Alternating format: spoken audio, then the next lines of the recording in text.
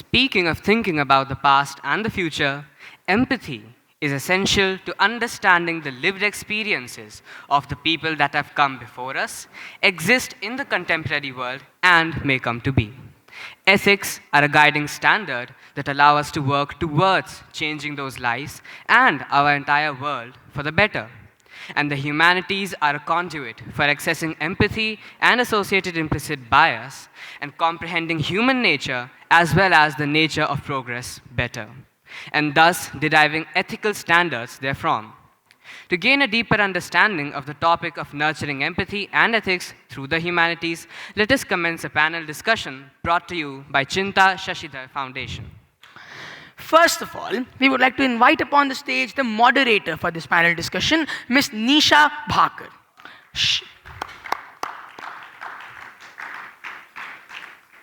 She led the whole school transformation at the Heritage School, Gurgaon, and set up one of the largest schools offering Cambridge qualifications in Hyderabad, and was heading a GEMS Dubai managed school at Jaipur.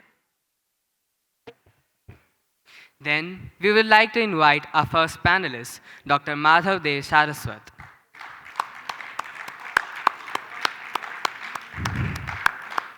Dr. Madhav De Saraswat is the current principal of Hyderabad Public School, Begumpet. He is a postgraduate. Okay.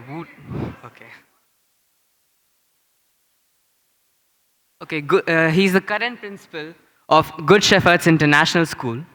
He's a postgraduate in English, Hindi, and Sanskrit. Subsequently, he also earned a doctorate in Hindi literature. After a rewarding career in the Doon School, where he served for 16 years, he was the founder principal of 2 schools. Thereafter, he took on the mantle of the CEO of the Sabkal Knowledge Hub in Nasik. Further, we would like to invite our second panelist, Ms. Lata Rawat.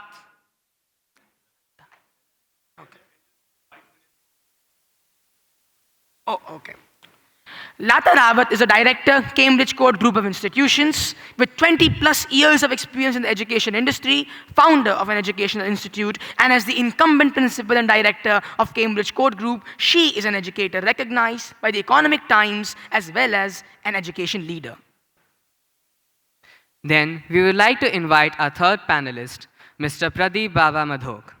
Mr. Pradeep Baba Madhok is the president of Dalimss Sunbeam Group of Schools and Hostels. With 30 plus years of experience in the field of education, under his guidance, Dalimss Group of Schools has created an academic environment to encourage, stimulate, and support the students for balanced mental growth and advancement. And finally, we would like to invite our last panelist, Mr. Reekrit Serai.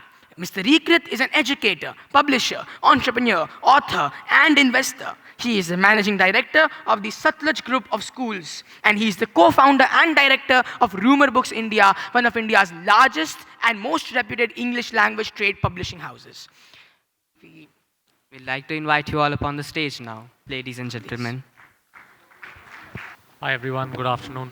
So I'm from the Chinta Sasidhar Foundation. We are presenting this section. A quick introduction. In fact, I'll just set the context of what we are going to present about. It's a very unique initiative. You of course know Ms. Nisha. She's very popular. I got to know last night. And so we are from the Vishwa Samudra group, the promoters of the Chinta Sasidhar Foundation. We are one of India's fastest growing infrastructure companies. As a group, we do a lot of work in the infrastructure and manufacturing space, but then being eco-conscious is something that is very important for the group. Why I'm mentioning this is because the school is based on the same lines. We are also doing one of India's first urban ropeway projects in Varanasi. I met a lot of people from Varanasi who told me about this project. So we've just started this, which again has a lot of eco-initiatives in the project itself. We started as a company at the Krishnapatnam port. We used to have India's second largest port on the east coast of Andhra Pradesh, and that's where our education vertical started. We have 3 schools that we started there. We eventually sold the port and then moved on to create another business group with which we've started the Chinta Sasidhar Foundation. And as part of the foundation, we're into conservation of Indian breed of bulls We work on education, which Ms. Nisha will take you through. We also work on wellness and Ayurveda. And apart from that, we are also into senior living spaces. So I'll quickly take it to Ms. Nisha, as our panelists are waiting for the session. Thank you, Karan. Good afternoon. Before I call the panelists up, I'll quickly share about our school, and then the further, it just sets the context for the discussion that we're going to have. So sorry about making you all wait for 5 minutes. Ravi was telling me that I must share why did I shift from a premium school or a metro city to a 3-tier town like Nellore. And I think when you will see the kind of work that we're trying to do is basically the pull. So the entire career has been with privileged children, privileged parents.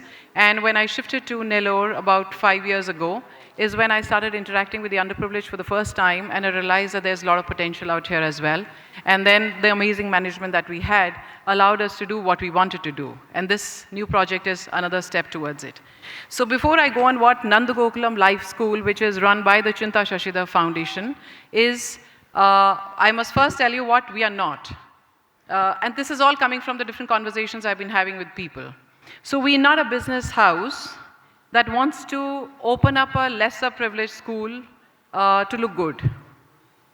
We're not a place where, we're nowhere close to an image that would pop up into your mind when you say the word underprivileged or lesser privileged.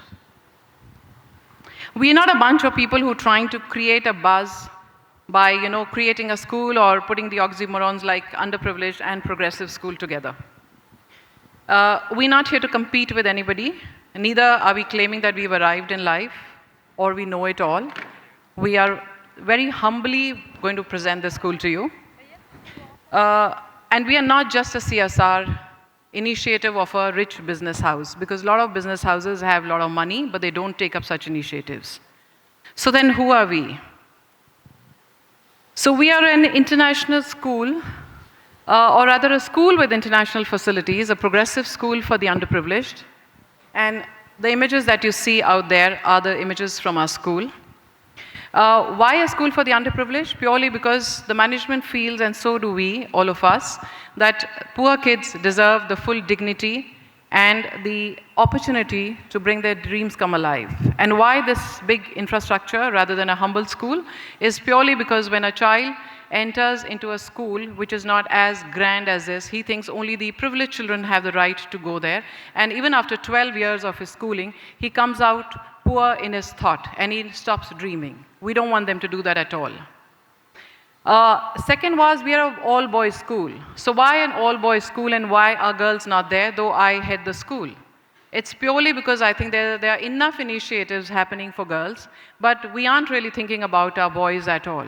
Still, women can't dress up the way they want to dress up. They can't go and talk that they want to talk. They can't behave that they would like to behave. And life is controlled by the male gender. And I think it is important that that male gender is sensitized right at the age where they are in schools, that how are they supposed to behave with women. Thank you so much. So that's the reason why we have an all-boys school, and really we take this responsibility very seriously. We are an ecosystem where the animals, so we are trying to preserve the indigenous breeds of cows. We have about 2,000 cows out there, and there is nothing religious about it at all. Trying to build an economy around cows, trying to revive the bulls which are being killed now, and there's going to be an old age home, and I would hate to call it an old age home because it will be a senior living campus for almost about 600, 700 people from across the world. Organic farms, plus 207 varieties of plants already planted, medicinal plants already planted there. So this is an ecosystem where the animals, the plants, and the children would work with each other. We are at Go Green campus. There are no transportation on the campus. It's only bullock carts or solar-driven carts. Cow dung is going to be extensively used. We build about 6 to 7 artificial ponds which will conserve the water, and the water will also be used from there, though Nellore has a very high level of underground water. An ecosystem where we collaborate. We do not compete at all. So we're going to be opening up gates of our school because we are privileged to have an infrastructure like that for all the schools in and around our school to welcome them and be part of our ecosystem in terms of the teacher trainings, which is an integral part of the school, as well as the different kind of learning and engagement and sports facilities, and it just goes on. There's a dedicated skills center for children. In the morning, it's recognized by the government now, and it's going to be used by adults in the morning, and in the evenings, since it's a residential school, our students would be working in that space. It's a school that would work extensively on reading. We are talking to people, I've just spoken to, Vikram is not here, to pick up the right literature in Telugu, because it's a very rich literature that you have in Telugu, and then translate it into English. And because we would have a lot of children from that belt, if there are kids coming from any other state, we'll pick up the local literature and then translate it into English. Not saying that English is the only language, but will be affiliated to CBSE, so obviously it'll translate into an English language culture more there. A lot of pride in our culture as a place, because there's enough that is being written in India. There's a lot to be proud of, and that is what we want to bring it out in the school right from the young age. Last, no fear in school, no hierarchy in school. A school which believes in dialogue, a school which believes in sitting down and resolving issues rather than showing authority is what we strive to achieve. So this is a school. My humble request to all of you before I call the panelists up is that please reach out to us. We're looking for underprivileged BPL category boys. We start our session with grade 3rd, 4th and 5th. 50 kids in each class with 2 sections. If you know anybody in and around in your family, your village or your surroundings, please refer them to us. The brochures are kept on the table. Our website is also live. Our numbers are there. And we will definitely start enrolling those children. So now I'm going to quickly invite the panelists up out here. Mr. Madhok, can I have you here, please?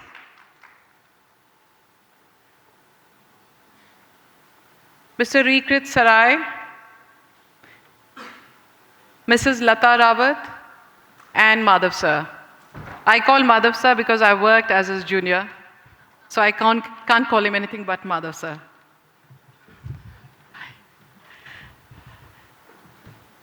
So आज मैं अपने गुरुजी से सवाल पूछूंगी, पर बहुत humbly पूछूंगी.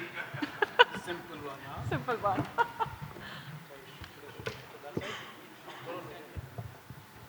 So this is a nice, refreshing change, Ravi. I think हम सबके पाँव दुख भी गए बैठ के. So very quickly, before losing much time, I think this is just a fabulous topic, and for somebody who's done history all her life, willingly, by choice. This topic is very dear to me, and the kind of ecosystem that we're also trying to create in our school, or the kind of work I would want to do, aligns with what the topic is. So I'll quickly run to Mrs. Lata first, and I'll pose the question to you. So how do you think humanities could be leveraged to develop the skills and intelligences developed among school students to take advantage of the AI era? And do you agree that humanities could play a role in developing critical thinking and problem solving along with our tech proficiency? Very warm namaskar to everyone on the panel and my dear audience. AI is here to stay, whether we like it or we don't like it. It's always difficult to unlearn and then learn. So better it is to catch the children young, when they're really young. Why are we afraid of AI? Is it that we become too mechanical, physically, mentally, spiritually? And we feel that because anything which is mechanical can be taken over by AI immediately. Why is it so? Why is it we've become so mechanical? The reason is the world first was divided into different parts as countries, then divided further into religions, communities, families, and now it's me, I, myself, my big ego. That's what we have become so small in size. What's the reason behind it? The reason behind it is this, the mobile which we have in our hand. From the youngest in the family to the oldest in the family, from the richest to the poorest, This has made the me, I ego very strong. It caters to all our whim and fancies. It caters to all our moods. And because of which, the ego, the I has become very strong, and it is high time we do something about it. It has made us all clones and very mechanical. When it comes to thinking, we feel we control it, but this is how it controls us. And that's the reason, because of the AI algorithm, it puts us into loops again and again, again and again, which is the reason because of which it has made us sort of clones and mechanical. That is one of the reasons why we feel that we have to take care of it. Look at the children, they're always with it. The Facebook, the Insta, everything which is out there. There's a lot of measurement and comparison out there. And look at a generation. There's always measurement and comparing. And as long as there is measurement and comparing, there's no happiness, there's no peace of mind out there for our children. So catching them young is very important. Imagine we all have more than what people would have 30 years, 40 years back. Are we happy? Are we satisfied? None of us. Same is with the children. They're becoming clones. They're not happy with what is. They want to become something else always. My nose is like that. I want to become that. So we have to teach our children why it is important. And if it doesn't happen, then AI is going to take over us completely. So what do? In schools, we can have emotional intelligence as part of our subjects. We can have them as part of a curriculum. We can have these intelligences and these skills starting from the school so that there's no unlearning for them. And we've already started this in our school from class 4th onwards. So this emotional intelligence, the skills, the physical, mental, and the spiritual intelligence is what is going to help us all a lot to come out of it. And better to start young, because the moment you catch them young, it's very easy to take them over, give them the exposure that they need. Thank you very much. We shall discuss this further. Thank you, Mrs. Rawat. I'll now move on to Mr. Madhok. Building on what she just said, and clearly she disagrees with AI and quite critical of it. Do you think literature and art can foster empathy and ethical behavior in students in our schools? And how early do we start with that? Empathy, ethics, this is something not to start with just the students or schools.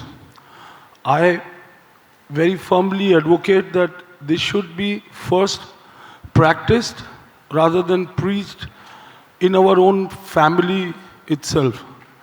When we as a family, we practice ethics, we practice empathy, then only we can,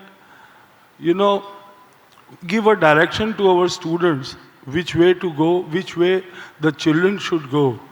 Nowadays, what I say is that among maybe all of us, वो आँख का पानी मर रहा है. So first and foremost, even before choosing humanities, science, subjects, going beyond or in between anything, we must impress our own children to take up empathy in life. We feel that we have made them learn something very practical when we try to show off to our own children that, look here, I have done this smart thing and that's the best way to go. No. We might face losses. We might face sometimes bad things. But at least we will teach our generations we will give them a solid base of empathy, the moral, the very essence of us humans. Then we talk about artificial intelligence or whatever technology. I think we are all talking about technology. What I feel is we are having an overdose of technology, not only in our schools, but in our systems.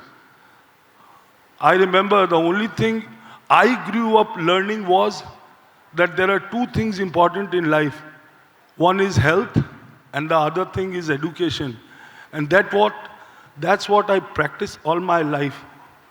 And that's what I feel now today, going in an advanced way, that empathy and ethics should be treated as two sides of a coin. Then we talk about taking up any subjects or humanities or whatever. Thank you so much, Mr. Madhok. Now, moving to Mr. Serai, he just spoke of the overdose of technology. So how do you think parents and schools can help students realize the importance and the relevance of humanities for their future careers and as well as their personal lives? And also, let's bring in the leadership out here. What do you think, how could we leverage humanities in terms of building great leaders, or us as leaders in schools? Thank you. It's a pleasure to be a part of this panel, and it's an honor to be on stage with such esteemed speakers as the ones on my left and right. Well, I think it's a very important topic that we are speaking about now. And I'm very happy to see that this is one of the few times that we've got a chance to speak about this, because I've spoken at various events in the last few years, and we've briefly, if we have at all, spoken about what we are just about to talk about now. While I was doing my master's in London, we had a course called Business Ethics. And the first day, my teacher, who recently passed away, the first day he came in the class, and he came, of course, with this Shakespearean skull, which we've all seen in the past as well. But it wasn't just to show us what ethics was all about, what drama was all about. It was actually to show us who we actually are from inside. We're all the same inside.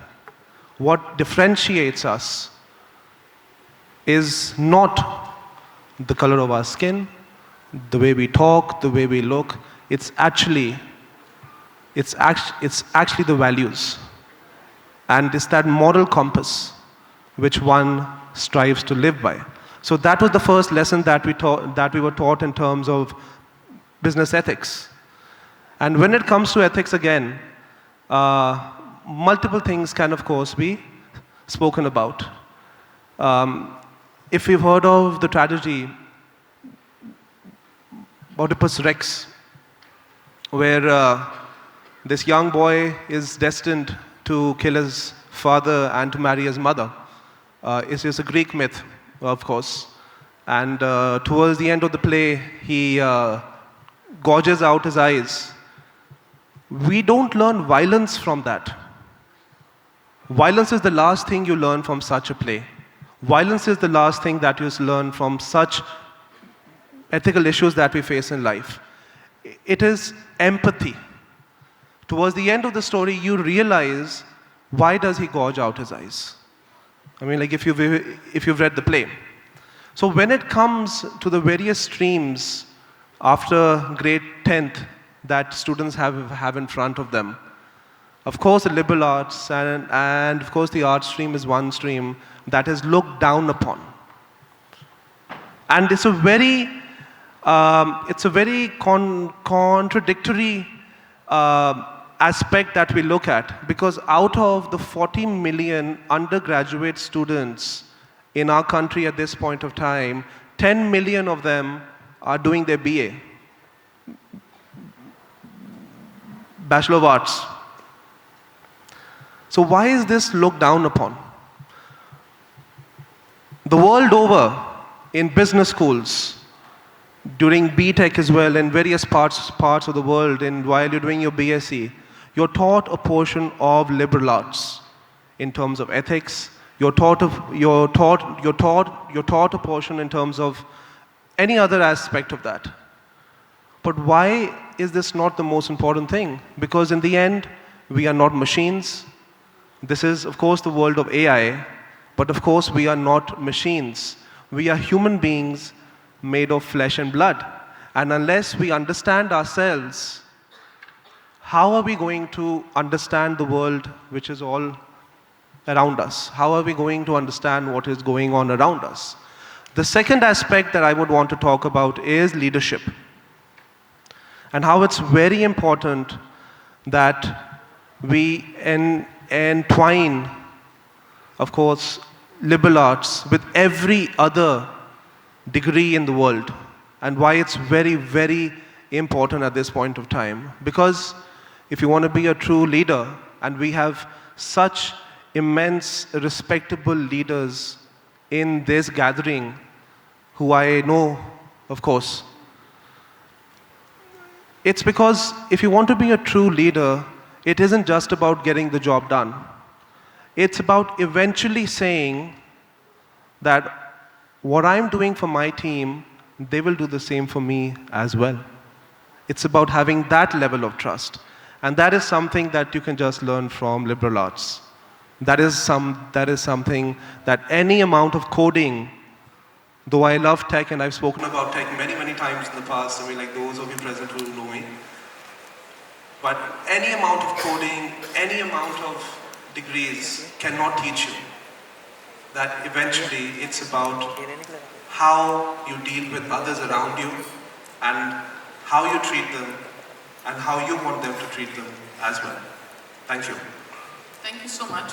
I think it's quite interesting that I've done my history honors, masters in history, but in all the schools that I've led, I've never had arts or humanities streams at all, except one of the international schools in Hyderabad, where we Managed to get at least 9 students take up geography. So coming to Guruji now, Saraswat sir, as a school head, and you've led some of the progressive legacy schools across the country, how difficult is it to promote humanities in your school, especially with children and more so with parents who are so hell-bent that their children should take up IT or that tech stream? Should I answer the question first, or should I say something before that? Both. And then answer? आप गुरुजी आप जो बोले सब ठीक है. So I think that, time has come when we should accept AI as a new God. And all of us should do Shashtang Pranam to AI. Because suddenly AI it seems, has threatened not existence, but that superiority complex that we are the doers and the creators. वो जैसे कहते हैं ना, पैरों के नीचे से किसी ने जमीन खींच ली हो. And suddenly today we have started talking about humanities. Now let's ask ourselves, when did we have any conference around humanities, humanity, and these subjects? Which means that because we were cornered, we feel threatened. Now we are looking for something beyond science, technology, and engineering. So it is actually about that threat. It's all about survival. And the good thing is that now finally we have started thinking in the right direction. Ratnesh ji, you have given me the courage to speak as a Sanskrit master. I will do it after 20 years. But I am doing it. In the morning he made a statement. He said that the power is moving towards east. This Western education divided the education which was supposed to be in its totality, in oneness, in humanities, sciences, commerce, because that education was for livelihood, and they forget that the main purpose of education was education for life. I would like you to remind of a king whose name was Vikramaditya. And I have confirmed with the historian that he was born around 16, 17 years, 100 years before in Ujjain. And why I am reminding you of Vikramaditya? Because you won't know Bharthari. Because Bharthari was his elder brother, and he went into retirement, and he said that Vikramaditya, now you look after the kingdom. And after his retirement, he wrote a book called Neet Shatikam, and there are only 100 shloks.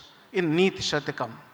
And in that Neet Shatakam, there is a shlok. I'm just going to recite half of it.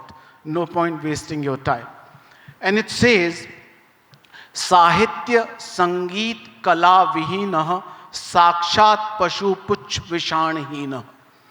No matter what you do, if there is no appreciation of life, literature, music, art, then no matter where you reach, you are as good as an animal. The only difference is that you don't have a tail and you don't have horns. So the point which I wish to make is that we have actually lost our path, and all of us should be thankful to AI that we are forced to think about the importance of humanities. Now the question to all of us as teachers is that are we talking about humanities as a subject, or are we talking about as a lifestyle? What should we be teaching to our kids? But the good thing is, again all thanks to AI, but unfortunately lack of knowledge. Now that's the answer starts. That why parents are not keen? Because parents are not aware of the importance of these subjects at this point of time. Because all of the work, as Mr. Jacobs Thomas said, even software engineers will be replaced by the machine. So what kind of jobs would there be? Surely not around science, technology. So the future of these subjects will be much more brighter than any other subject. Perhaps parents are not aware, even teachers are not aware. So what we should be doing, we should be talking, we should be telling them about the future as much as possible. And we should also be, requesting people like Ratnesh to find investors so that tomorrow, instead of physics wala, Baijus, there should be history wala, Sanskrit wala, Tamil wala, and Kannada wala. Because until unless the community changes itself, the community changes its approach, it is not going to change at all. Have I answered the question? Absolutely, sir. Nahi bhi hota to main bolti yes, sir. Thank you. So I think very well said. I'll just sum it up, that whether we go in for sciences or, I think the best would be let's find our life through AI. And AI is here to stay. But like what sir just said, that it's not just limited to the subject, history, geography, or whatever. The point is, the humanities has to be there in each and every school, and that's our moral responsibility. So we still have 8 minutes. Ravi said leave 2 minutes for the memento, and I saw they are so beautiful, and I want to see how am I sketched on that. I would like to sum up after you speak. Sure. After you speak, I'll give you 1 minute, because then we'll just take 2 questions from the audience, and then we'll sum it up. So 1 minute for you, Mr. Madhok. So that was what I spoke, was step 1. That was not the answer, what I feel, to the question which was asked. So that was one part of the answer. I thought we'll go in a debate manner, so I didn't know we have to speak just for once. So the other thing is, just to finish the question from my side, in a very, very simpler format, that now if we promote humanities, if we really let the students know the importance of humanities, not just the studies, but we will give our students a knowledge beyond the books. We will give our students the will to, if I say, step into other people's shoe and start thinking with many of these subjects like ours. And then we will really be able to make our students a world citizen. That is what I mean to say. Apart from the technology, and at least we will prevent to some extent the takeover of the machines of us humans. That's what I feel. And I think all of us will live for that 20, 30 years to see the the change, and that'll be interesting. So 2 questions from the audience, if there's anybody to any. Yes, ma'am.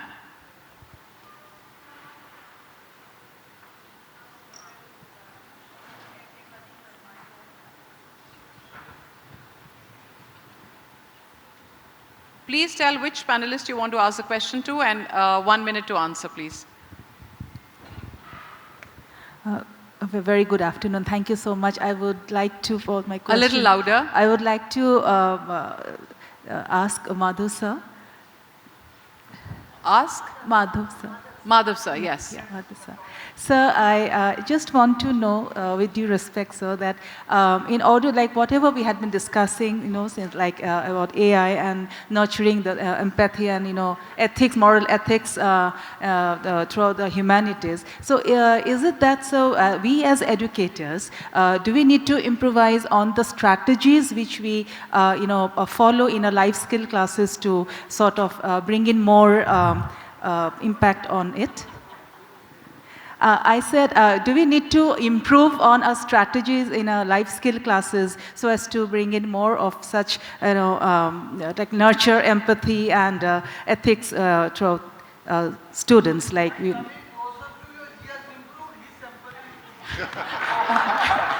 And Madhav sir, you get only 1 minute to be empathetic to reply. Okay. I'm watching the time actually. Okay.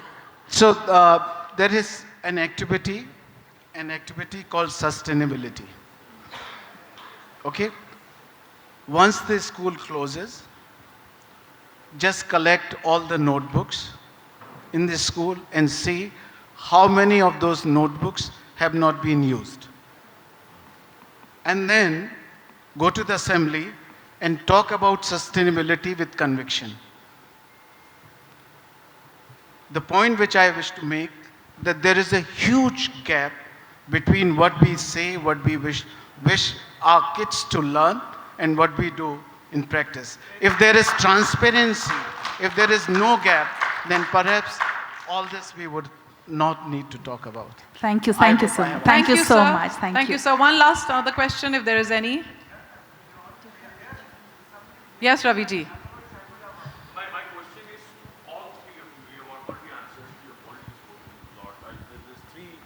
There, which class, the middle class or the lower income group or the elite, which one is the first to take the attack from the AI losing the jobs? Lata ma'am. I would like to answer. Yeah. I think we can start from pre-primary classes. I have already started it from my pre-primary classes. No, my question is... We have it from class 1 onwards. My question is, सबसे पहले नौकरियां middle class की जाएंगी. Could you just repeat the question once more, please? Because who's going to lose the jobs? AI. Who's going to lose the job? Is it going to be the middle class, or is it going to be the lower income group, or is it going to be the elite? Good question. Anything which makes you human, it's the emotional intelligence which makes you human. It's the spiritual intelligence which makes you human. It's the mental intelligence which makes you human. They spoke about compassion. They spoke about universal love. They spoke about gratitude, mindfulness, awareness. This is what machines can never have. If I am doing something, suppose I'm a teacher, I follow something, and then I tell my student, do this is good for you. It doesn't come with words. It comes with my entire vibrations. And that is what vibration goes to the second person, touches it, and that is what the transformation takes place. So we as human beings, we've got these capabilities, we've forgotten them. We've forgotten these capabilities we have, and machines can never have those vibrations. Machines can never have those feelings, goodness, empathy, compassion, humility, patience. We don't even teach our children these things. It's very pathetic that parents come and talk to us, and they tell us that, ma'am, my child is very quiet, he doesn't speak much. Mrs. Rawat, I'm going to stop you now. Just pehle wo shanai bajana shuru kare. Thank you so much. Thank you, Ravi. And I again urge all of you, please recommend children so that we reach out to the deserving candidates. And thank you so much to all the panelists for your thoughts and questions. And now, Ravi, we are ready for the memento. We still have 2 minutes.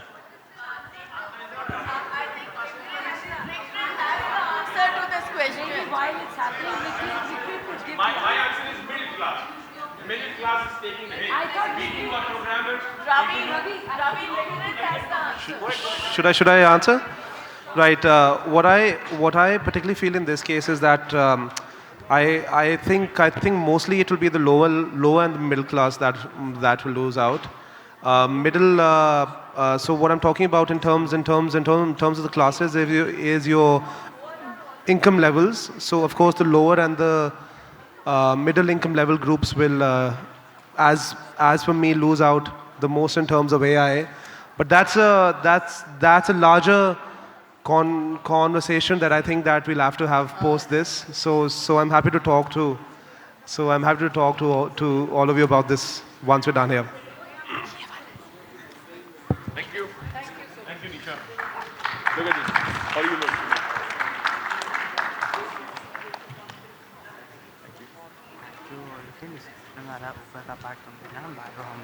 I fully agree with what you said.